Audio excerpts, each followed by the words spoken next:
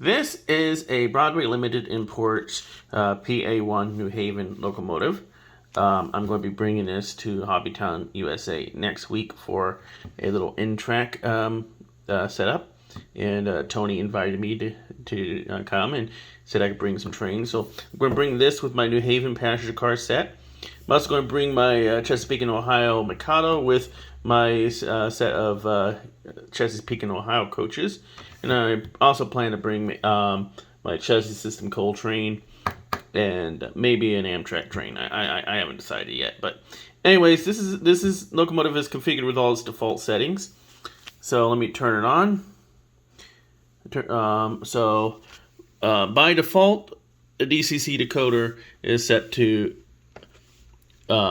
address 3. So the locomotive is starting up with the sounds. And these fancy sound cars, when you turn them on, they start up with the default startup sequence. Now, the diesel is really loud. It drowns out the bell. So I would kind of want to adjust the audio values on this too. So let's go ahead and do that. I'm going to turn the track power off. And I do that just so I don't accidentally short the locomotive out. That can damage the DCC decoder. So I'm going to put this on the programming track. So on the Zephyr DCC controller, I'm going to go to menu. And I'm just going to first do the quick decoder setup. Alright, and I'm just going to read what's on the decoder, just in case there's anything different than what it says on here. Okay, it's done. The locomotive moves a little bit when it's reading. So now what I want to do is I want to go to data and enter in the locomotive number, which is 0778. See, 0778. So I plug in 0778. Write that to locomotive.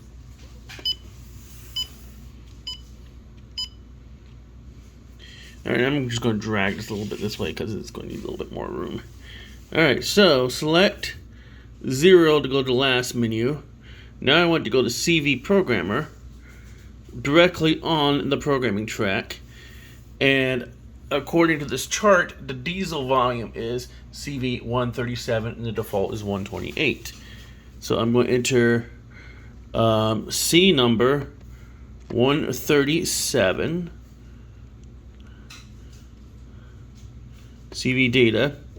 Let's read what's currently there. It's 128. So I'm going to do is I'm going to enter 50 to adjust the volume to be a lower setting on the diesel. Write that. And it should be done. Alright, we have the locomotive back on the track. Let's go to locomotive address 0778. Turn the track power on.